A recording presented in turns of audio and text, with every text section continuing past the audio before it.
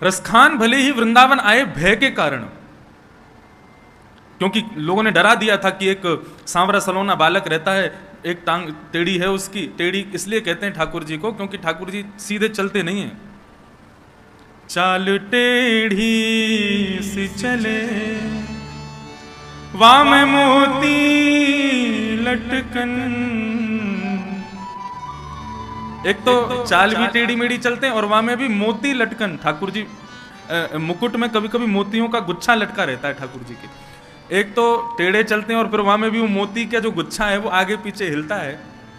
चाल टेढ़ी सी चले वाम मोती लटकन, डोले ब्रज कुंजों में झूम के राधा रमन।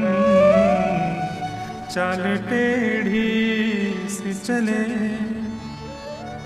एक तो ठाकुर जी टेढ़े, और ठाकुर जी टेढ़ी अदा से ही चलते हैं। वेणु गीत में ही उस भाव का वर्णन किया गया कि ठाकुर जी टेढ़े क्यों चलते हैं। कोई हड्डी टेढ़ी है क्या कोई दिक्कत है पूरे अंग में जो टेढ़े मेढ़े चलते हैं? खड़े भी सीधे नहीं होंगे, टेढ़े मेढ़े से ही होंगे। पूरे दिन पांव ऐसे लगा के खड़े रहते हैं, दर्द नहीं होता पैरों में? वेणु गीत या युगल गीत मुझे स्मरण नहीं है, दोनों में से किसी गीत में ऐसा वर्णन है कि ठाकुर जी टेढ़ी मेढ़ी चाल क्यों चलते हैं। बोले चाल चलते नहीं है, एक प्रयोजन है उसके पीछे भी। वो प्रयोजन क्या है? बोले कि भूदेवी जो है, पृथ्वी जो है, ये भगवान की पत्नी है। ये धरती भगवान की पत्नी है और उसको सुख देने के लिए ठाकुर जी पधारे हैं। और एकमात्र कृष्णावतार ऐसा अवतार है और एकमात्र वृंदावन ऐसी भूमि है जहां पर पूर्ण परब्रह्म श्री कृष्ण बिना पादुका के रहे जब तक रहे। ठाकुर जी ने अपने चरणों में पादुका नहीं पहनी। क्यों? बोले जब ठाकुर जी चलते हैं तो पृथ्वी दृष्टिपूतम निषेध पादम, अपनी भूदेवी को देखते हुए चलते हैं। और जहां कहीं भी ठाकुर जी को हल्का सा कोई गड्ढा मिलता है या गाय के खुरों का गड्ढा मिलता है तो ठाकुर जी के मन में विचार आता है ये हमारी भूदेवी पत्नी के भीतर ये गड्ढा होके इसको कष्ट दे रहा है, इसके कष्ट का मरहम केवल हमारे श्री चरणार बिंद हैं। तो जहां कहीं भी ठाकुर जी को गड्ढा दिखता है ठाकुर जी वहीं चरण रखते हैं। तो एक गड्ढा यहां तो दूसरा वहां, तो सीधे वहीं कूदते हैं। इसलिए ठाकुर जी जब चलते हैं तो उछल उछल के चलते, सीधे नहीं चलते, कूद कूद के चलते हैं। ऐसी ठाकुर जी की चाल है। यह सुख केवल वृंदावन को प्राप्त है और किसी अन्यत्र क्षेत्र को प्राप्त नहीं है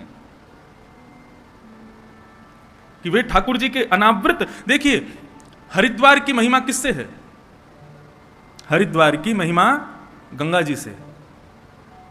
बद्रीनाथ की महिमा विशाल हिमालय के पर्वतों से है। जगन्नाथपुरी की महिमा समुद्र से है, रथ यात्रा से है, भात से है। द्वारिका की महिमा द्वारिकाधीश की आरती से है। आप कभी द्वारिकापुरी जामें तो वहां की आरती का दर्शन कीजिएगा। अब देखो जो सुख हमको मिला वो तो आपको मिलेगा नहीं, क्योंकि आरती में वहां सबको रुकने नहीं देते, जल्दी जल्दी भगाते हैं। लेकिन हम पर इतनी कृपा है, हम जब भी द्वारिकाधीश के यहाँ जाते हैं आरती में सामने ही बैठते हैं। और द्वारिकाधीश की आरती ऐसी होती है कि रोम रोम प्रफुल्लित हो जाता है, लगता है कि यहां सामने राजाधिराज खड़े हैं। तो द्वारिका की महिमा वहां की आरती से है। रंगनाथ मंदिर की महिमा वहां के जो श्रीरंगम का जो क्षेत्र है, जो गांव है, जो स्थान है, उससे है। उतना बड़ा मंदिर है महाराज, वृंदावन के लगभग बराबर का केवल मंदिर है श्रीरंगनाथ भगवान का। सब तीर्थों के, सब स्थानों के आकर्षण के केंद्र, महिमा के केंद्र अलग अलग हैं, लेकिन श्रीधाम वृंदावन की आकर्षण का केंद्र क्या है? जगन्नाथपुरी का समुद्र श्रेष्ठ है, बद्रीनाथ के पर्वत श्रेष्ठ हैं, हरिद्वार की गंगा श्रेष्ठ है, लेकिन वृंदावन का तो कण कण श्रेष्ठ है, क्योंकि कण कण में ठाकुर जी विद्यमान है। यहां का प्रत्येक कण कृष्णमय है, कृष्ण स्वरूप है।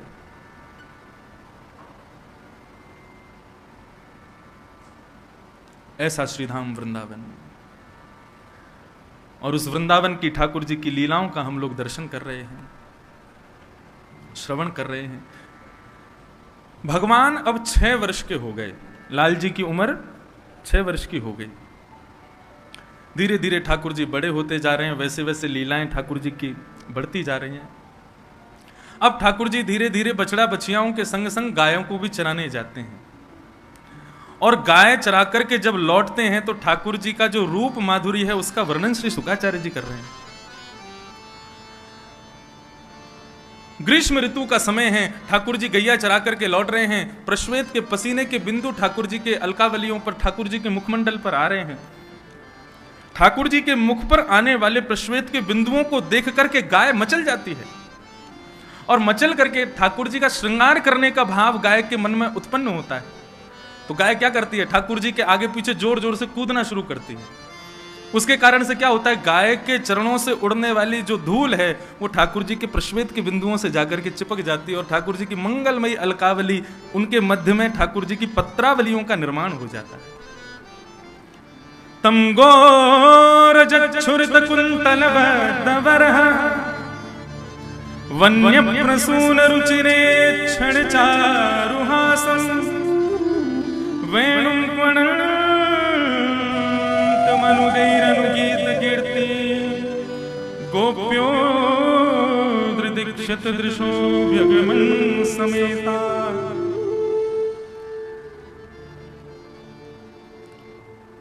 लाल जी को अपने श्रृंगार में सबसे ज्यादा प्रिय है पत्रावली का श्रृंगार, जो इस प्रकार चंदन घिस के बिंदी बिंदी बिंदी लगाते हैं, ठाकुर जी के यहाँ गोलाई बना देते हैं इस प्रकार से, जैसे एक केसर की बिंदी, फिर एक लाल बिंदी, फिर केसर बिंदी, लाल बिंदी, इस प्रकार ठाकुर जी की पत्रावली। ये पत्रावली कहां से शुरू हुई? लाल जी गैया चरा करके लौट रहे थे तो प्रश्वेत के बिंदुओं को देख करके गायों ने उछल करके अपने चरण की रज ठाकुर जी के मुखमंडल पर पहुंचा दी। जैसे ही ठाकुर जी गैया चरा करके नंद भवन पहुंचे तो यशोदा मैया सबसे पहले लाल जी की नजर उतारती है। और आज जैसे ही यशोदा मैया मुख्य द्वार पर आई, मुख्य द्वार पर आकर के अपने लाला के मुखमंडल को देखो है, तो देखते ही यशोदा मैया भी आज नजर उतारनी भूल गई। इतने सुंदर ठाकुर जी लग रहे हैं। यशोदा के मन में आ रही है कहीं आज मेरी नजर मेरे लाला को ना लग जाए। वादन से जब गर्मियों का श्रृंगार रहता है, क्योंकि चंदन ठंडा होता है इसलिए शीतकाल में नहीं लगाया जाता, गर्मियों की सेवा में ठाकुर जी को पत्रावली का श्रृंगार किया जाता है, क्योंकि यशोदा जी को लाल जी पत्रावली के श्रृंगार में बहुत अच्छे लगते हैं, बहुत प्रिय लगते हैं। और ये पत्रावली का श्रृंगार दिया किसने? गौ माता ने, गायों ने। ऐसे ठाकुर जी की मंगलमयी लीला चल रही है। एक धेनुकासुर नाम का एक असुर रहता है वृंदावन में। ये धेनुकासुर जो है ये गधे के रूप में था। भगवान को जब ये बात पता चली, ग्वाल बालों ने आकर के कही, बोले लाला एक धेनुकासुर नाम का एक दैत्य रहता है, वो अपने बगीचे में खेलने नहीं जाता, उसके बगीचे के आसपास यदि कोई पहुंच जाए तो वो मारने आ जाता है, तू वाको वध कर दे। लेकिन ठाकुर जी के मन में कोई और लीला चल रही है। लाल जी कह रहे हैं धेनुकासुर का वध मेरे हाथों होना जरूरी नहीं है, मेरे हाथों यमुना को अपवित्र करने वाला विषैला जो नाग है कालिया, उसका वध होना बहुत जरूरी है। और कालिया के वध के लिए दाऊ दादा का हमारे साथ में वन ना जाना बहुत जरूरी है। क्यों? बोले बलराम जी कौन है? शेषावतार, शेषनागी तो हैं। और बोले नाग के सामने दूसरे नाग को मारेंगे, उसको देखने में अच्छा थोड़ी लगेगा। वो कितने भी हमारे बड़े भैया हों, लेकिन अपनी जात का पक्ष तो लेंगे, अपनी प्रजाति का पक्ष तो लेंगे। ऐसी कोई लीला की जाए कि दाऊ दादा हमारे साथ एक दिन वन जाने से चूकें और हम कालिया नाग को मारें।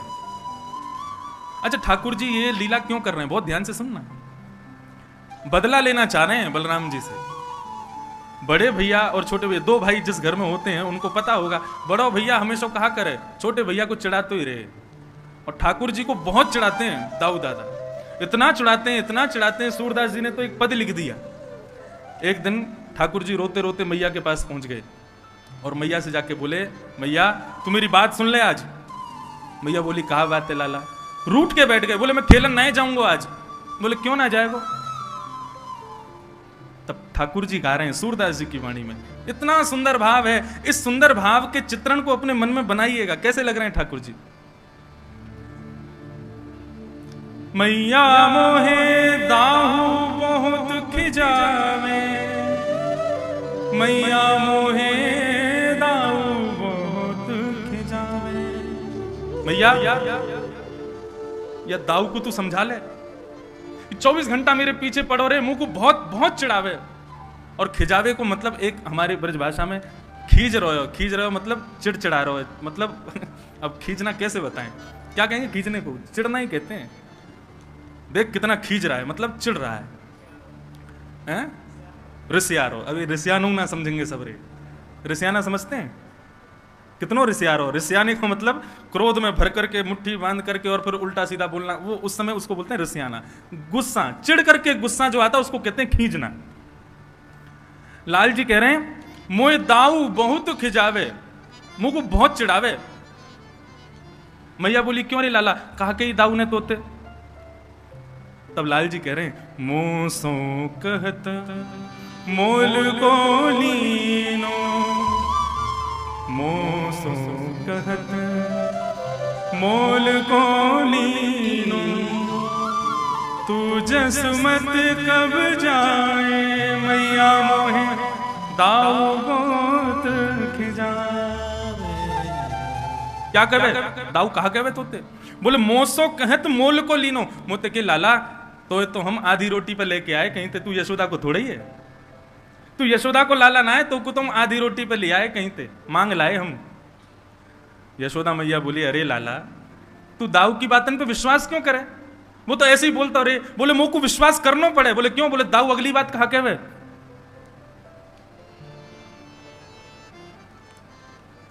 गोरे नंद जसोदा गोरी तू कत श्यामल गात। ठाकुर जी कह रहे हैं मोसो कहवे कि भैया देख तू कहीं और लाए, हम तो को आधी रोटी पे लेके आए हैं। ठाकुर जी बोले मुंह को विश्वास करना पड़ेगा की बात पे। बोले क्यों? मोते कहवे देख यशोदा मैया गोरी है, नंद बाबा गोरे, तू कारो कहां थे को बता। मैं भी गोरा हूं लेकिन तू कारो, या को मतलब यही है कि भैया तू बाहर से आया, तू हमारे यहाँ कौन है। ठाकुर जी रूठ के बैठे हैं, कहा करूं या रिस्क के मारे खेल हूं ना जात। यही रिस्क के मारे, यही चिड़ के मारे मैं दाऊ दादा के संग खेलवे ना जाऊं। मैया बैठ करके प्रेम से लाल जी के सुंदर भाव को सुन रही है। मोहन मुख रिस की ये बातें जसुमत सुन सुन रीझ है। शिशुरदास जी कह रहे हैं ठाकुर जी के मुखमंडल पर क्रोध को देख करके यशोदा जी बड़ी रीझ रही है, बड़ी खुश हो रही है। नन्नो सो कन्हैया और ऐसे गुस्सा है कि बैठो। तभी यशोदा मैया ने अपनी गोद में लाल जी को बैठाया और बैठा के कह रही हैं सुन कान्हा बलभद्र चवाई जनमत की को धूर्त। लाला देख तेरो बलदाऊ भैया है ना, ये तो जन्मते ही धूर्त है, जन्मते ही पागल है, ये तो ऐसी बातें न करे। सूर श्याम मोए गोधन की सो हो माता तू पूत। लाला तू गुस्सा मत हो, मैं अपनी गैयान की सौगंध खा के तो को बता रही हूं, मैं ही तेरी मैया हूं और तू ही मेरो लाला है, हम तो को कहीं बाहर से ना लेके आए हैं। तब ठाकुर जी मैया से लिपट करके सो जाऊंगी। ऐसे ठाकुर जी को चढ़ाते हैं श्री बलदाऊ जी। कबहू बढ़ेगी चोटी मैया मोरी। ठाकुर जी चोटी पकड़ के बैठ जाए, मेरी चोटी कब बढ़ेगी। और सूरदास जी का ही भाव है, तो ठाकुर जी मुझे भाव आगे का याद नहीं, दाऊ दादा की चोटी दिखा करके ठाकुर जी कहते हैं बोले अजगर हूं सो मोटी, अजगर जैसी मोटी लंबी लहरीली चोटी या की है गई, मेरी क्यों ना इतनी मोटी चोटी। तब दाऊ दादा फिर चढ़ाते हैं, बोले तो को कच्चा दूध पिवावे यशोदा मैया, मुंह को तो बढ़िया छान के धोटो दूध पिवावे, या हमारी मेरी बड़ी है रही है। ऐसी ऐसी लीला दाऊ दादा कन्हैया के साथ में करते हैं। आज ठाकुर जी बोले मुंह को बदला लेनो आते, जब देखो मेरे पीछे पड़ो रे, कछु करन ना देवे और सब ग्वाल बालन के संग मिलके मेरी बड़ी हंसी उड़ावे। आज या दाऊ दादा को ही देखनो मुझे। ठाकुर जी ने समस्त ग्वाल बालों से कहा भैया देखो धेनु का सुर का वध हम नहीं करेंगे, यदि धेनु का सुर को मरवानो है तो दाऊ दादा ते कहो, हम अकेले थोड़े ही हैं बलवान, दाऊ दादा भी तो बलवान है। सब ग्वाल बाल दौड़े दौड़े दाऊ दादा के पास गए, बोले दाऊ दादा आपके बल की तो कहा कही जाए, आप तो इतने बलवान हो, ऐसे हो वैसे हो, खूब प्रशंसा की। हर बार असुरन को कन्हैया मारे, आप कब मारोगे। दाऊ दादा बोले हम तो कोई कहवे ही ना है, हमें कोई बतावे ही ना है, कोई असुर को मारनो हमें बताओ तो हम मारे। तब सबने बताई, बोले धेनुकासुर नाम का एक दैत्य आया है वृंदावन में, आप उसको मार दो। दाऊ दादा ने तो महाराज कसली अपनी कमर, बोले अभी बता मैं कहां है धेनुकासुर, अकेलो कन्हैया बलवान थोड़ी है, हम भी कम थोड़ी है कन्हैया थे। अब यहाँ दाऊ दादा सब ग्वाल बालों के संग जा रहे थे। ठाकुर जी ने मधुमंगल को बुलाया, बोले सुन यहाँ पे आ। दाऊ दादा जैसे ही धेनुकासुर को वध करें ना, पूरे वृंदावन में हल्ला मचा दियो, बोले दाऊ दादा ने गधा मारो, यूं मत कहियो असुर मारो। पूरे वृंदावन में हल्ला मचवा दी और सबंत कह दियो दाऊ दादा ते छुए नहीं, गधा को मार के आए। मधुमंगल बोलो मुंह को कहां मिलेगो? बोले बढ़िया दूध पिवाऊंगा तो को, और तू कहेगो छाछ पिवाऊंगा, दही दे दूंगा, मक्खन खवाऊंगा अपने हाथे, तू मेरे बस इतना काम कर दे। मधुमंगल बोलो ठीक है कर दूंगा। अब महाराज दाऊ दादा धेनुकासुर को मारने के लिए गए। साधारण गधा नहीं था, विशाल विकराल गधा, एक पूरा वन उसके वश में था, आज भी वो वन है। जैसे ही दाऊ दादा को धेनुकासुर ने देखा, दूर से ही महाराज दुलत्ती उठाता हुआ धेनुकासुर आया। दाऊ दादा ने दांव पेच खेला, उसके भीतर नीचे से जाकर के उसके दो टांगों को पकड़ के आसमान में 4-5 बार घुमा घुमा के एक वृक्ष के पास जाकर के फेंक दिया।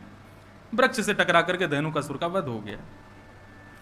अब दाऊ दादा सोच रहे हैं लाला हमारो इतने सारे राक्षसन को मारे, सब लोग या को कंधा पे उठा करके सब नाचें गावें धूम मचावें, पूरे ब्रजमंडल में पुष्प वर्षण होवे, गोपी अटारीन ते फूल बरसा में सब स्वागत करें लाला को, आज वैसो ही स्वागत मेरो होवेगो। श्रीदामा आदि सब सखाओं से ठाकुर जी ने कही तुम लोग खूब जय जयकार करते आई हो इनकी, और मधुमंगल से कही तू पहले भाज के सबन को बता दियो गधा कुमार के आ रहे हैं। अब तो श्रीदामा तन सुखा मन सुखा धन सुखा सबरे ठाकुर जी के सखा दाऊ दादा की खूब प्रशंसा कर रहे हैं। जय हो दाऊ दादा की जय हो, बलभद्र भैया की जय हो, शंकरषण भैया की जय हो, खूब प्रशंसा कर रहे हैं। दाऊ दादा कह रहे हैं अब वृंदावन आवे वारो है, समस्त गोपियां छत पे खड़े है के पुष्प बरसाएंगी, यशोदा मैया मेरी आरती उतारेगी, रोहिणी मुंह को हृदय से लगावेगी, कन्हैया मुंह को दंडवत प्रणाम करेगा, आज मैंने भी राक्षस मारो। लेकिन यहां जैसे ही दाऊ दादा वृंदावन में पहुंचे, गोपियां सामने से निकले और मुंह पे हाथ धर के खूब जोर से हंसे। ग्वाल बाल बगल से निकले तो हंसी मजाक करते हुए निकले, अरे दाऊ दादा तुमने तो नाक कटा दी आज हमारी। अटारीन पे गोपियां सब खड़ी हैं लेकिन मुंह को ढक करके खड़ी और जोर जोर से हास परिहास कर रही हैं। दाऊ दादा जिस गली से निकले वहां यदि समूह होता सब अरे भागो भागो भागो, यदि छुवियों मत गधा को मार के आयो है। दाऊ दादा के नेत्र लाल पड़ गए, आंसू निकलने लगे, रोते भय पहुंच गए। यशोदा मैया सब समझ गए किसने किया ये काम। रोते रोते गए यशोदा मैया से जाके बोले आज लाला ने मेरी ऐसा अपमान करवाया पूरे वृंदावन में। मैया मैंने राक्षस मारो, मैंने दैत्य मारो, भले ही वो गधा के रूप में हो लेकिन राक्षस हटाओ। और कन्हैया ने पूरे वृंदावन में झूठी खबर फैला दी कि मैंने गधा मारो है। दोनों भैयान में हाथापाई हेन लगी, दोनों लड़न लगे। यशोदा मैया आई, दोनों के बीच बचाव कियो, दूर दूर किए, बोले कहा करना चाहो आज बता दो। दाऊ दादा बोले मैं बड़ा हूं, मैं पहले बोलूंगा। बोले बोल। बोले आज के बाद कन्हैया के संग में खेलवे नहीं जाऊंगा वन में। ठाकुर जी तुरंत चरणों में गिर गए, जय। अरे दाऊ दादा ऐसे मत करो, आपके बिना तो मैं कैसे खेलूंगा, आपके बिना कैसे जाऊंगा, आपके बिना मेरा मन कैसे लगेगा, मेरा ख्याल कौन रखेगा, मुकुमा वन में भोजन कौन करावेगो। दाऊ दादा बोले अब तो को पता चलेगी, अब अकेलो जा, मैं ना जाऊंगा तेरे संग, मैं अपनी दूसरी मित्र मंडली बनाऊंगा, वहां के संग रहूंगा, तू अपनी मित्र मंडली के संग जा। ठाकुर जी झूठे आंसू बहाने लगे। दाऊ दादा कह रहे हैं 2-4 दिन थोड़ा सा रूठेगा फिर मना लूंगा। ठाकुर जी लेकिन अंदर ही अंदर प्रसन्न हो रहे हैं, वाह भाई बहुत बढ़िया, अब कम से कम ये दूर तो रहेंगे, एक आध दिन में ही हम काम कर देंगे। कालिया नाग का वध करना है, इनके बिना करना है। ठाकुर जी बहुत चिंतित हैं कालिया नाग को लेकर। बंधुओं कालिया नाग के विषय में थोड़ा विस्तार से आज सुनिएगा, बहुत सावधानी से बैठो। कालिया नाग के विषय में श्रीमद् भागवत में वर्णन है, उसका विष सामान्य नहीं था, कालिया नाग का विष साधारण नहीं था। ऐसा कहते हैं कि कालिया नाग जिस क्षेत्र में रहता था तो करीब 200 गज यमुना जी का क्षेत्रफल कालिया नाग ने अपने विष से विषैला किया हुआ था।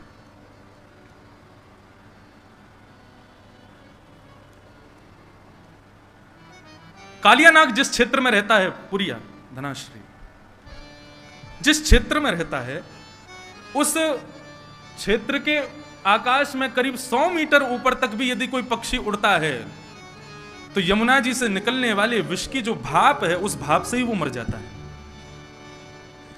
कालियानाग जिस क्षेत्र में यमुना जी में रहता है वहां करीब करीब आसपास की भूमि में कोई हरे भरे पौधे नहीं है, वृक्ष नहीं है, पेड़ नहीं है। यहां तक कि ऐसा वर्णन है कि कोई तीर पर यदि उस जो कालीदह है, आज कालिया का घाट है, उसको कालिया कृष्ण घाट कहा जाता है, वहां यदि कोई भ्रमण भी करता था तो यमुना से निकलने वाले विष की सुगंधी मात्र से उसका वो मूर्छित हो जाता था, इतना विषैला था कालिया। भगवान को 2-4 बार खबर मिली कि कुछ गाय यमुना का जल पीने के लिए जाती हैं और वहां यमुना जल पीते ही मूर्छित हो जाती हैं। बंधुओं, यमुना कौन है? यमुना साक्षात भक्ति है। और कालिया कौन है? कालिया ही अहंकार है। कई वैष्णव जन ऐसे होते हैं, कई भक्तगण ऐसे होते हैं, उनके भीतर भक्ति तो होती है लेकिन अहमत्व का त्याग वो लोग नहीं कर पाते। एक सूक्ष्म मैं भक्त हूं, यह भी एक अहंकार है, ऐसा अहम उनके भीतर बना रहता है। ठाकुर जी कहते हैं मुझको वो हल्का सा भी अहम प्रिय नहीं है, अहंकार प्रिय नहीं है। यमुना भक्ति स्वरूपा है और उसमें अहंकार रूपी कालियानाग टिक नहीं पाएगा।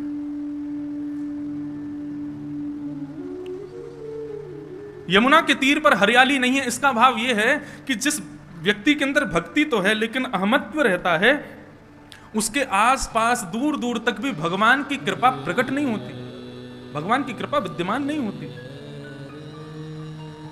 इसलिए बंधु, भक्त बने तो सबसे पहले इस चीज का विशेष ध्यान रखें कि हमारे भीतर अहमत्व ना हो। गोपियों यथा ब्रज गोपिका नाम, नारद भक्ति सूत्र में श्री नारद जी महाराज कहते हैं कि ब्रज की गोपियां उनसे बड़ा कोई भक्त नहीं है, लेकिन रास करते करते उनके भीतर भी एक अहमत्व की गंध तो आई थी, जिसके कारण ठाकुर जी वहां से भी अंतर ध्यान हो गए।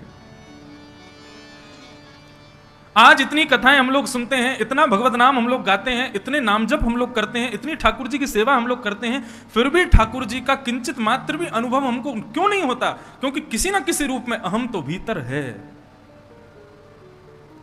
कालिया नाग हमारे भीतर बैठा है।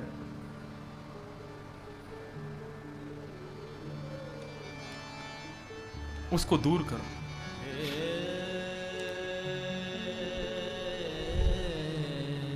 लेकिन एक आश्चर्य की बात, काली दह पर एक भी वृक्ष नहीं है, एक भी हरियाली नहीं है, एक भी घास नहीं है विष के कारण, लेकिन एक कदम्ब का वृक्ष है जिस पर चढ़कर के भगवान कूदे थे।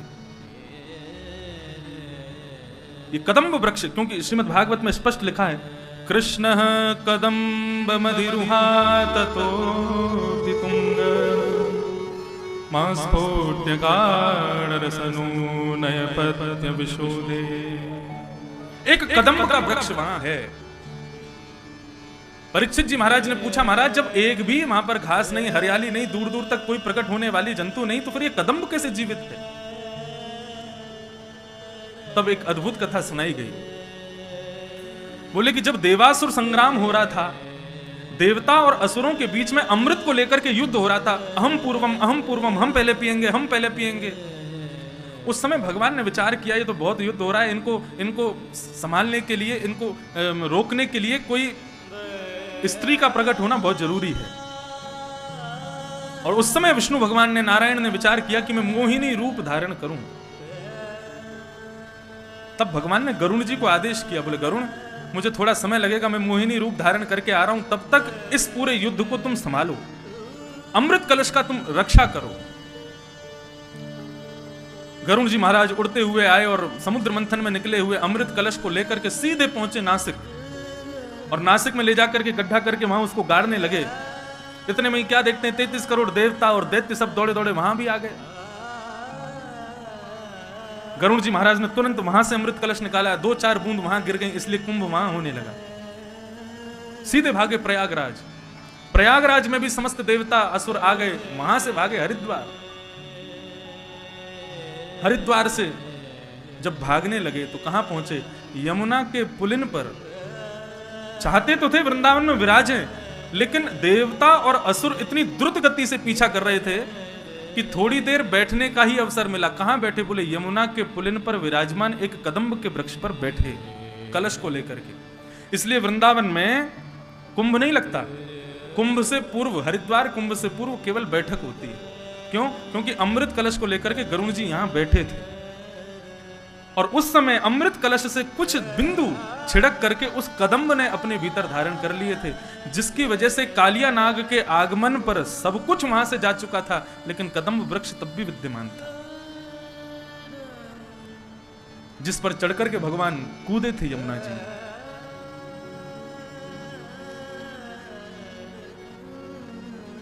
एक कदम्ब वृक्ष था बस। आज प्रातः काल का सूर्य उदय हुआ,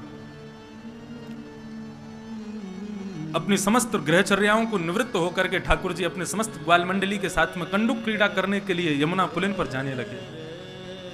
आज ठाकुर जी उस दिशा में जा रहे हैं जहां आज तक कभी नहीं गए। मधुमंगल, श्रीदामा आदि सब ठाकुर जी को रोक रहे हैं। बलराम जी होते हैं तो बलराम जी जो कहते हैं ठाकुर जी को करना पड़ता है, लेकिन आज रोकने वाला कोई नहीं।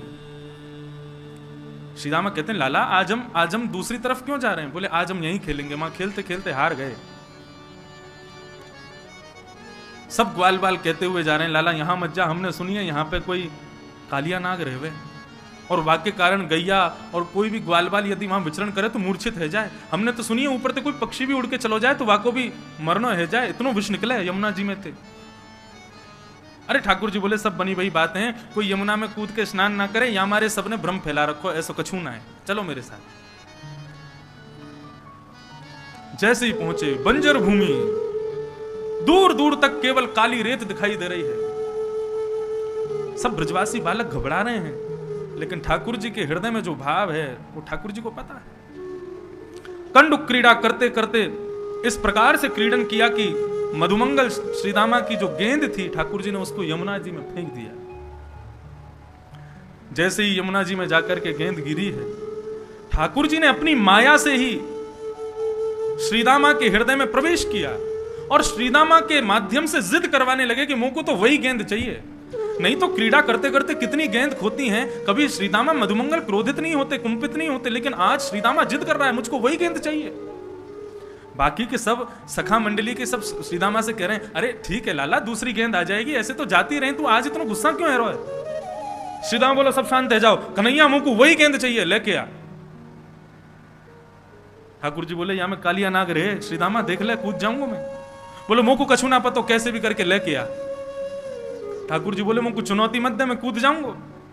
सब ग्वाल बाल वहां श्रीदामा और ठाकुर जी के बीच के जो वाद संवाद हैं, युद्ध है, उसको शांत करने की कोशिश कर रहे हैं, लेकिन इतने में ही ठाकुर जी ने अपनी काली कमली को कसा और एक मल्ल की तरह, एक पहलवान की तरह ठाकुर जी कहते हैं आज या कालिया नाग को ही देखूंगा।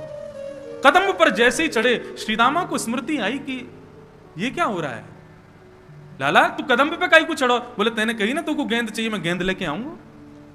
अब तो श्रीदामा कहने लगे, बोले नहीं नहीं लाला यहां मत कूदियो, तू वापस आ जा। इतना कहना ही हुआ कि ठाकुर जी ने कदम के डाल से एक छलांग मारी और सीधे काली देह में प्रवेश कर गए। काली देह में भीतर प्रविष्ट हो गए ठाकुर जी। सब ग्वाल बाल त्राहिमाम चिल्लाते हुए दौड़े वहां से बन की वृंदावन की ओर। सब ब्रजवनिताओं को बुलाने के लिए, ब्रजवासियों को बुलाने के लिए सब दौड़े हैं। यहां काली देह में जैसे ही ठाकुर जी ने प्रवेश किया, प्रवेश करते ही कालिया नाग सो रहा है और कालिया नाग की नाग पत्नियों ने ठाकुर जी का दर्शन किया। श्री शुकाचार्य जी वर्णन कर रहे हैं, नाग पत्नियां कह रही हैं ठाकुर जी लग कैसे रहे हैं। तम प्रेक्षणीय सुकुमार घनावदातम श्रीवत्स पीत वसनम स्मित सुंदराश्यम क्रीडन्तम प्रतिभयं कमलोदरांग्री संदर्श मम शुश्रूष भुजाय चाद्या। नाग पत्नियों ने ठाकुर जी का दर्शन किया। कैसे लग रहे हैं ठाकुर जी? प्रेक्षणीय, ये शब्द सुनने योग्य। तम प्रेक्षणीय, प्रेक्षणीय का मतलब क्या है? एक तो होता है कि किसी को देख करके आपको अच्छा लगा, लेकिन थोड़ी देर अच्छा लगा, फिर आप चले गए। लेकिन एक होता है किसी की रूप माधुरी को देख करके आप उस रूप माधुरी पर इतने आसक्त हो गए कि उससे नजर हटा ही नहीं पा रहे हो। इसको कहते हैं प्रेक्षणीय। नाग पत्नियां मन में विचार कर रही हैं, ये कौन आया यमुना जल में? बोले प्रेक्षणीय है कोई, मतलब उससे नजर हटा नहीं पा रही हैं, इतना सुंदर। सुकुमार, एक छोटा सा कुमार बालक है, और कैसा है? श्रीवत्स, श्रीवत्स का चिन्ह ठाकुर जी की छाती पर दिखाई दे रहा है। पीत वसनम, पीतांबरी पहनी हुई है। स्मित सुंदर, स्मित कहते हैं एक मधुर सी एक मुस्कान मुखमंडल पर है, जिससे ठाकुर जी अत्यंत सुंदर लग रहे हैं। क्रीडंत मत प्रतिभयम, क्या कर रहे हैं? बोले तैर रहे हैं जल के भीतर। कमलोदरांघ्री, संपूर्ण अंग कैसा है? बोले कमल के भांति कोमल जैसा अंग है ठाकुर जी का। स्वामी श्री हरिदास जी महाराज कहते हैं, ऐसी छवि को देख करके ऐसे ही देखत रहूं मैं जन्म सुफल कर मानो, ऐसे ही देखत रहूं मैं जन्म सुफल कर मानूं। यही भाव है प्रेक्षणीय का, मतलब नाग पत्नियों का मन हो रहा है कि हम इसको देखते ही रहें, इससे नजर हटावे नहीं, इतना सुंदर है। ऐसे सुंदर सुकुमार ठाकुर जी को देख करके नाग पत्नियां मोहित हो गई। तभी ठाकुर जी भीतर प्रवेश करते हैं और नीचे देखते हैं, और देख करके देखते हैं कि कालिया नाग सोया हुआ है। वेग से जाते हैं ठाकुर जी और उसके सोए हुए फण के ऊपर अपना पाद प्रहार करते हैं, और उस प्रहार से कालिया नाग विशाल रूप धारण करके ठाकुर जी के सामने खड़ा हो जाता है। एक तो सर्प गुस्सैल होता है, और उसमें भी सोए हुए सर्प को छेड़ दिया जाए तो उस समय उसका क्रोध इतना भयंकर होता है कि यदि किसी को डस दे तो दुनिया की कोई ताकत उसको बचा नहीं सकती। 101 फन हैं कालिया नाग के। विशाल विकराल कालिया नाग ठाकुर जी के सामने खड़ा हो गया। जैसे ही ठाकुर जी को देखा, कुछ सोचता तो बाद में सबसे पहले फन मारा। जैसे ही फण मारने के लिए आगे बढ़ा, ठाकुर जी 2 कदम पीछे को हट गए। जैसे ही पीछे हटे तो फण जाकर के ठाकुर जी के चरण के अंगुष्ठ के अग्रभाग में लगा। शुकाचार्य जी वर्णन करते हैं, परीक्षित, ठाकुर जी पूर्ण रूपेण मन बना करके गए थे कि आज कालिया नाग को जीवित नहीं छोड़ेंगे, लेकिन कालिया नाग ने जैसे ही फण मारा और वो फण जाकर के ठाकुर जी के चरणों के अग्रभाग में लगा, तो ठाकुर जी के मन में आया, बोले अरे कालिया नाग, मैं तो तुझे मारने आया था, लेकिन अब तेने प्रणाम कर लिया, अब तू शरणागत हो गया, अब तेरा वध नहीं कर पाऊंगा। शरण गए प्रभु ताही न त्यागा, त्याग नहीं सकता तुझे मैं। अब पीछे हट गए ठाकुर जी। जैसे ही नीचे फण मारा तो फण नीचे जमीन में लगा, उससे और ज्यादा लग गई कालिया नाग के, तो और कुंपित हो गया, क्रोधित हो गया। आबाल वृद्ध बनिता सर्वेंग पशुवृत्तय, सब दौड़े दौड़े आए। जैसे ही पूरे वृंदावन में पता चला कि ठाकुर जी काली देह में कूद गए हैं, छोटे छोटे बालक, बड़ी वृद्ध माताएं, युवती, गोपियां, सब दौड़े हैं यमुना पुलिन की ओर। और ऐसा वर्णन करते हैं कि दौड़ करके वहां खड़े होकर देख नहीं रहे, सब दौड़ करके काली देह में कूदने को ही तत्पर हो रहे हैं। इतने में ही बलराम जी पहुंचे, और बलराम जी ने जाकर के काली देह के किनारे पर समस्त गोपांगनाओं को, समस्त ब्रजवासियों के चरणों में प्रणाम करके सबको रोका कि कृष्ण प्राणान निर्विशस्तो नंदादीन विक्षयतम हृदम। बलराम जी समझा रहे हैं, बोले आपको कृष्ण पर विश्वास नहीं है, इतने बड़े बड़े राक्षस आए, लेकिन हमारे कन्हैया का बाल बांका किसी ने किया? अरे भूल गए क्या गर्गाचार्य जी कह के गए थे, नारायण समो गुणई ही, नारायण के समान गुण वाला है हमारा कन्हैया, थोड़ी देर प्रतीक्षा करो, हमारा कन्हैया बाहर निकल के आवेगो। यहां कालिया नाग ने अपने संपूर्ण अंग को ठाकुर जी के चारों तरफ लपेट लिया, और लपेट करके ऊपर फण लेकर के ठाकुर जी के ऊपर देख रहा है ठाकुर जी को। जैसे ही कालिया नाग ने अपने फन उठा करके ठाकुर जी की ओर अपने फन को झुकाया, और जैसे ही डसने को आगे बढ़ने लगा, बलराम जी ने ऊपर से ही ठाकुर जी को देखा। लो कन्हैया, इतनी प्रतीक्षा किस बात की कर रहे हो? अरे इस काली नाग को मजा क्यों नहीं चखा देते? जब बलराम जी ने ये आश्वासन दे दिया कि हमको कोई दिक्कत नहीं है, तुम कर लो जो करना है, ठाकुर जी ने तुरंत अपना वेग से शरीर फुलाना शुरू किया। कालिया नाग की नस नस ढीली हो गई। कालिया नाग को लगा यदि अभी मैंने इस बालक को नहीं छोड़ा तो पूरा शरीर फट जाएगा मेरा।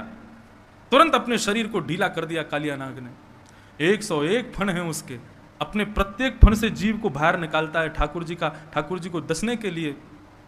ठाकुर जी ने उसकी जितनी जीभ बाहर आ रही थी समस्त जिह्वाओं को एक साथ पकड़ा और पकड़ करके जिस प्रकार रथ हाँकता है कोई घोड़ों के पीछे खड़ा होकर, ठाकुर जी ऐसे ही समस्त जीवों को पकड़ करके कालिया नाग के मस्तिष्क पर चढ़ गए, खींच लिया जोर से। ये सर्वांगीण भाव है श्रीमद् भागवत में। जो जो एक एक बात लिखी है सब यहां पर बताई जा रही है।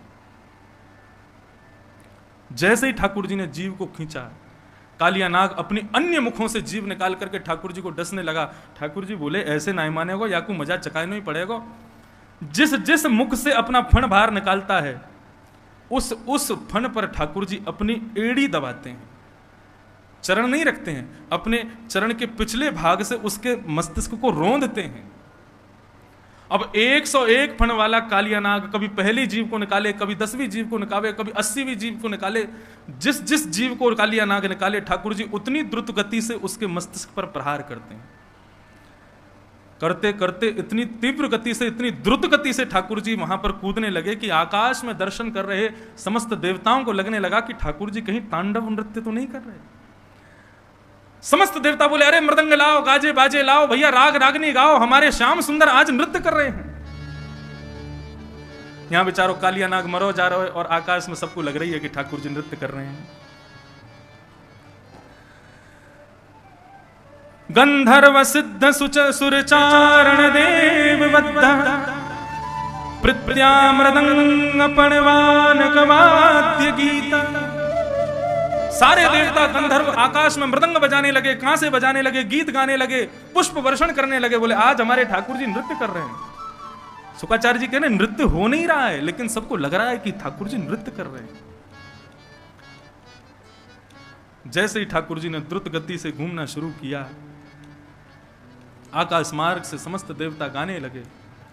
तांडव गति मुंडन पर, तांडव गति मुंडन पर, तांडव गति मुंडन पर, तांडव गति मुंडन पर, तीर्थत बनवारी, तांडव गति मुंडन पर, तीर्थत बनवारी, तांडव गति मुंडन पर, तांडव गति चम चम चम चरण धरत, चम चम चम चरण धरत, पम पम पम फणन ऊपर, पम पम पम फणन ऊपर, बिन बिन बिन बिनति करत, बिन बिन बिनति करत, बिन बिन बिन बिनति करत, बिन बिन बिन बिनति करत, नाग वधू तारी, तांडव गति मुंडन पर, तांडव गति मुंडन पर, तीर्थत बनवारी, तांडव गति मुंडन पर, तीर्थत बनवारी, तांडव गति मुंडन पर, तांडव गति तीर्थत बनवारी, तांडव गति मुंडन पर, तीर्थत बनवारी, तांडव गति तांडव गति तांडव गति मुंडन। तांडव नृत्य कर रहे हैं ठाकुर जी। आकाश मार्ग से समस्त देवता पुष्प वर्षण कर रहे हैं। तभी क्या देखती हैं नाग पत्नियां? कालिया नाग के मुख से, नाक से, कान से, हर स्थान से जितने छिद्र हैं उसके मुख में, सब जगह से रक्त की धार बह रही है। नाग पत्नियों ने सोचा कि यदि अब ठाकुर जी से प्रार्थना नहीं की तो हमारे पतिदेव मारे जाएंगे, मर जाएंगे। तब यहां पर इतना सुंदर भाव कहते हैं शुक्राचार्य जी कि परीक्षित नाग पत्नियों ने सीधे जाकर के ठाकुर जी की स्तुति नहीं गाई। नाग पत्नियां काली नाग के बच्चों को लेकर के आई और बच्चों को आगे करते हुए मतलब ठाकुर जी के सामने उनको थोड़ी दया आ जाए, उन बच्चों को आगे करते हुए फिर नागपत्नियां हाथ जोड़ करके खड़ी हुई और उन बालकों को दिखा करके फिर स्तुति गाती हैं ठाकुर जी की। और कितनी सुंदर मधुरतम स्तुति गाई है नागपत्नियों ने, सावधानी से सुनिएगा। न्यायो हि दण्डः कृतकिल विशेषेण त्वावतार खल निग्रहाय रिपो सुसान्मपि तुल्य दृष्टे धत्सेदमं फलमेवानुशंसन्। नागपत्नियां कह रही हैं, हे प्रभु, न्यायो ही दंडः कृतकिल विशेषमिन। किलविश कहते हैं पापी को, पाप को। पाप करने वाले को दंड मिलना चाहिए, वही न्याय है प्रभु। लेकिन आपका अवतार भी इसी के लिए हुआ है, खलों को इस प्रकार से सुधारने के लिए ही आपका अवतार हुआ है। बल्कि आपका स्वभाव तो कैसा है, बोले रिपोह सुतान अपपि, बोले आप अपने दुश्मन में और अपने पुत्र में भी भेद नहीं करेंगे यदि वो गलत हो तो। हम जानते हैं प्रभु आपका स्वभाव मंगलमय है, निर्मल है, लेकिन हम तो ऐसा समझती हैं कि हमारा पति पापी नहीं है, इसने पाप नहीं किया है। तो बोले क्या है, बोले धत से दमम अनुग्रहोयम भवतः कृतो ही नो। हमारा पति पापी होता तो आप दंड देते, लेकिन आप दंड नहीं दे रहे हैं, आप तो हमारे पति के ऊपर, कालिया नाग के ऊपर कृपा कर रहे हैं। अपने चरणार विंदों को उसके प्रत्येक मस्तिष्क पर रख करके आप कृपा कर रहे हैं। भगवान बोले आपको इसमें कृपा का दर्शन कहां से हो रहा है, इसमें मेरी कृपा कहां दिख रही है, मैंने क्या दुर्गति कर दी कालिया नाग की और आप कह रहे हो मैं कृपा कर रहा हूं। तब गोपियां कितनी अच्छी बात कहती हैं, ननाकपृष्ठं न च सार्वभौमं न पारमेष्ठं न रसाधिपत्यं न योगसिद्धि अपुनर्भवं वा वाञ्छन्ति यत्पादरजोऽभिषेकम् वाञ्छन्ति यत्पादरज प्रपन्ना। श्रीमद् भागवत में ये श्लोक अनेक जगह है, एक जगह पर अलग भाव है।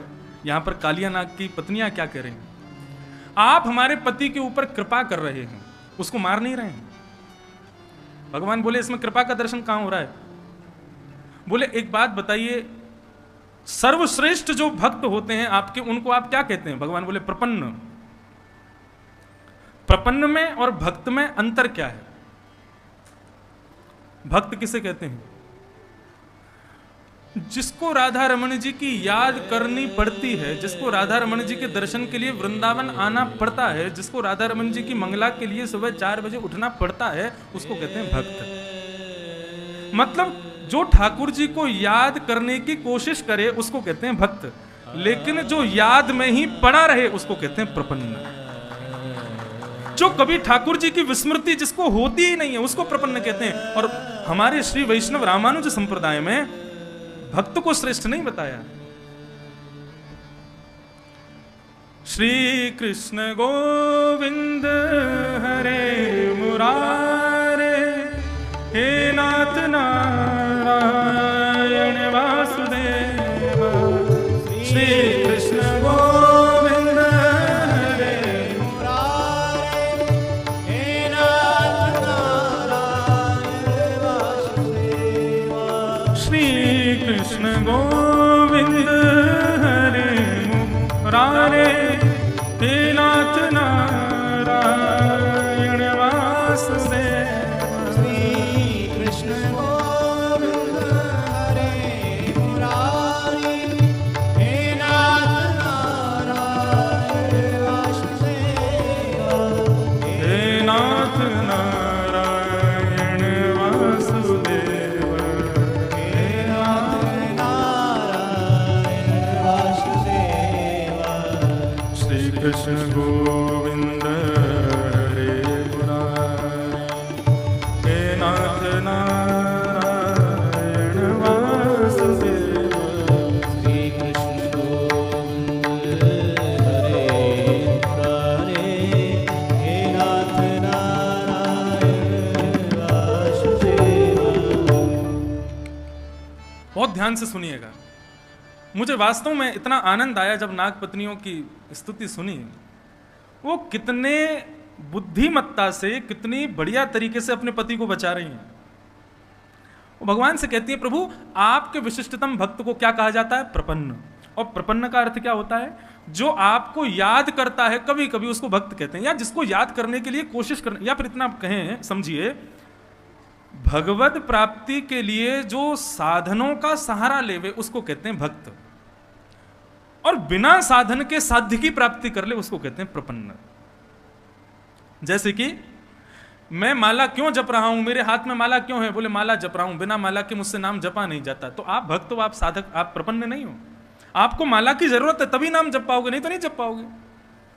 अरे आज वेंकटेश भगवान कैसे लग रहे हैं? बोले उसके लिए तो यहां से जाना पड़ेगा, तिरुमला जाना पड़ेगा, तिरुमला से तिरुपति जाना पड़ेगा, लाइन में लगना पड़ेगा, तब जाके वेंकटेश भगवान के दर्शन होंगे, तब बताएंगे कैसे लग रहे हैं। भक्त का मतलब होता है साध्य की प्राप्ति के लिए साधन की आवश्यकता, और प्रपन्न का मतलब है साधन के बिना ही साध्य की प्राप्ति। एक प्रपन्न भक्त की कथा सुनाएं।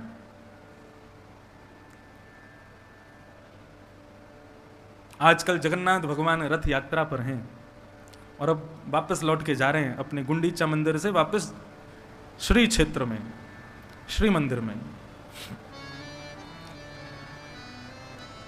तो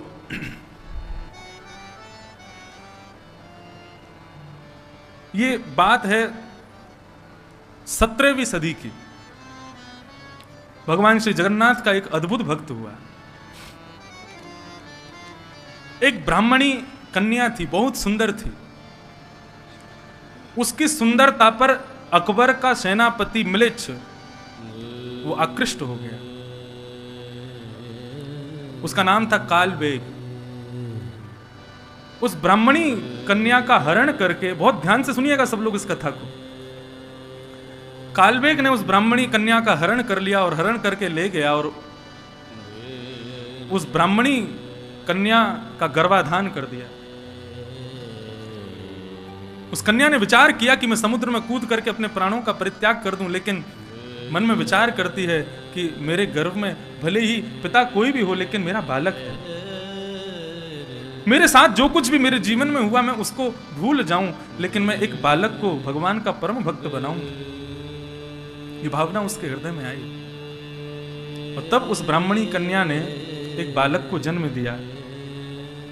हठ पूर्वक उसके पिता ने, अपना नाम था कालबेग तो उसका नाम रख दिया सालबेग। सालबेग सालबेग बचपन से ही अपनी मैया से श्री जगन्नाथ जी की मंगलमयी कथाओं को श्रवण करता था। श्री जगन्नाथ जी की रथ यात्रा कैसे होती है, जगन्नाथ जी का भात कैसे बनता है, जगन्नाथ जी का रूप कैसा, बलभद्र सुभद्रा कैसे हैं, ये सब अपनी मैया से सुनता था। धीरे धीरे सालबेग बड़ा हो गया। एक दिन सालबेग अपने घर की छत पर बैठा था, तभी वो देखता है कि अड़ोस पड़ोस के लोग सामान बांध करके बैलगाड़ियों में बैठ करके और जा रहे हैं। उसने अपनी माँ से पूछा, माँ ये सब लोग कहाँ जा रहे हैं? तब उसकी माँ ने बताया, बोले बेटा ये सब लोग श्री जगन्नाथपुरी जा रहे हैं, जगन्नाथ भगवान की रथ यात्रा में जा रहे हैं। जैसे ही सालबेग ने सुना जगन्नाथ जी की रथ यात्रा, उछलने लगा, मचलने लगा, माँ मैं भी जाऊं इनके साथ में, मुझे भी दर्शन करना है। सालबेग की माँ ने कहा, बेटा तुम ऐसे कुल में उत्पन्न हुए हो कि तुमको जगन्नाथ जी के दर्शन का सौभाग्य कभी नहीं मिलेगा। आज भी जगन्नाथ भगवान के दर्शन गैर हिंदुओं को नहीं प्राप्त होते, बस तब जब रथ यात्रा में आते तभी दर्शन का सौभाग्य मिलता है। सालबेग की मां ने कहा, यदि तुम गए भी तो तुम्हारा पिता रुष्ट हो जाएगा, तुम्हारी अनुपस्थिति में कुछ भी कर सकता है मेरे साथ। इसलिए बेटा यहीं बैठ करके जैसा मैंने तुमको बताया ऐसे ही जगन्नाथ जी के मंगल में दर्शन किया करो। सालबेग रुदन करने लगा। 700 कोस दूर है जगन्नाथ धाम, और सालबेग अपनी छत पर बैठ करके श्री जगन्नाथ जी के मंगलमय रूप का स्मरण करते हुए उड़िया भाषा में एक गीत गाता है। अब मुझे संपूर्ण तो नहीं आता, मैंने ये कथा लगभग आज से 5 वर्ष पहले जब जगन्नाथपुरी में कथा हुई थी तब कही थी, तब के बाद आज कह रहा हूं। आज ये प्रसंग सुनते समय प्रपन्न भक्त का स्मरण कर रहा था। कौन प्रपन्न भक्त, किसके बारे में बताऊं? अनेकों हैं, सभी प्रपन्न हैं, लेकिन तब स्मरण आया सालवेग का। सालवेग भगवान की वहीं बैठा बैठा स्तुति गाता, अद्भुत स्तुति। अहे नील शैल प्रबल तारण,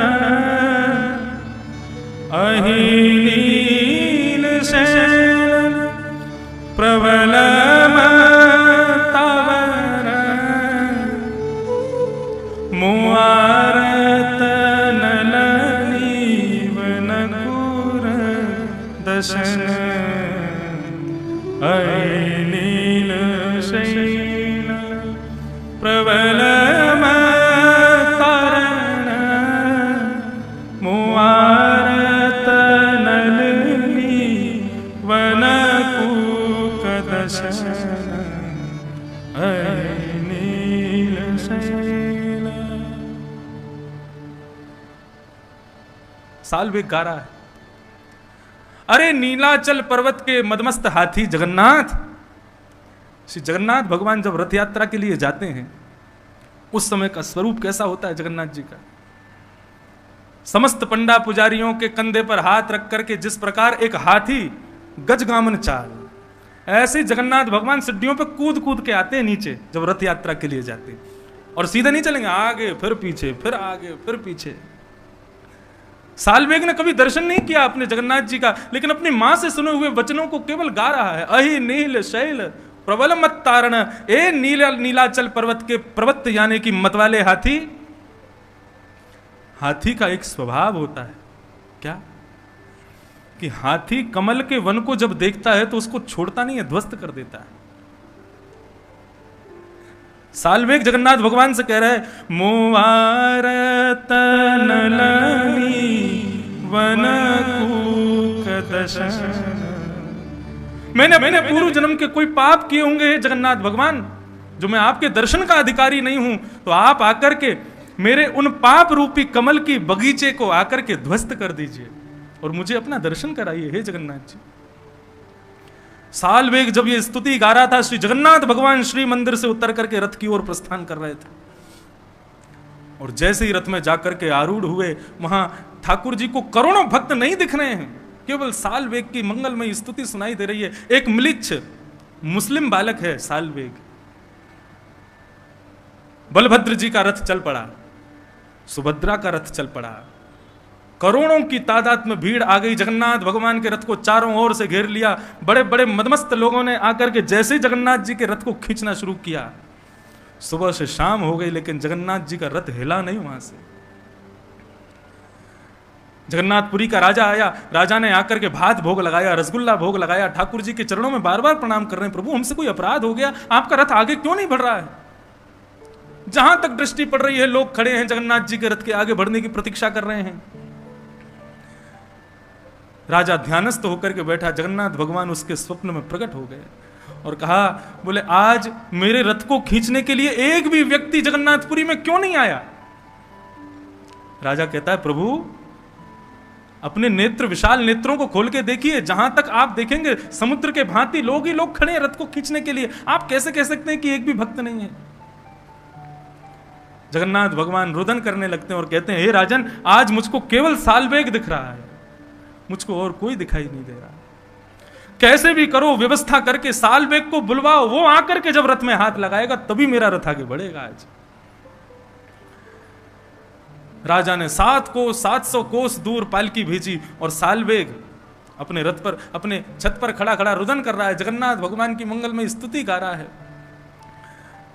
राजा की समस्त लोग गए और जाकर के सालवेग को पालकी में लेकर के आए। करोड़ों लोग जो जगन्नाथ जी के दर्शन के लिए आतुर बैठे थे, लेकिन अब जगन्नाथ जी को कोई नहीं देख रहा, सब सालवेग की प्रतीक्षा कर रहे हैं, भाई कौन ऐसा भक्त है जिसके लिए जगन्नाथ जी आगे नहीं बढ़ रहे। एक म्लेच्छ का बालक सालवेग जब पालकी में बैठ करके उस करोड़ों जनसंख्या के बीच में प्रकट होता है, रथ पर बैठे हुए जगन्नाथ जी का विग्रह मानो मदमस्त होकर के मचलने लग जाता है। राजा को आज्ञा करते हैं, साल्वेग को लेकर के आओ और आकर के मेरे हृदय से लगा दो। साल्वेग पालकी से उतरता है, रथ पर चढ़ता है। करोड़ों लोग देख रहे हैं। जिन ठाकुर के दर्शन का अधिकार म्लेच्छों को नहीं है, आज वो म्लेच्छ का बालक साल्वेग भगवान को आलिंगन करने जा रहा है। जगन्नाथ भगवान का पहली बार दर्शन साल्वेग करता है। मानो जगन्नाथ भगवान कहते हैं, ये भुजाएं तेरे आलिंगन के लिए ही खड़ी की है मैंने साल्वेग, आ जा और मुझे अपने हृदय से लगा ले।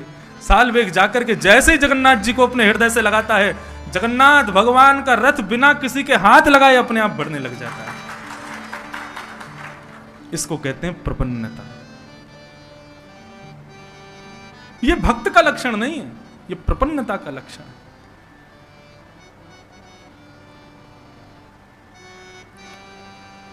ऐसी अद्भुत कथा साल्वेग की। साल्वेग ने पूरी स्तुति गाई, मैंने हिंदी अनुवाद पढ़ा है उसका। इतना अद्भुत भाव है, इतना सुंदर भाव है। श्री गिरधर लाल जी का तृतीय जन्मोत्सव जगन्नाथपुरी में होगा तो ये उड़िया भाषा का साल्वेग का गीत पूरा गाएंगे और पूरे का भाव सुनेंगे वहां पर। साल्वेग पर श्री जगन्नाथ जी ने कृपा की।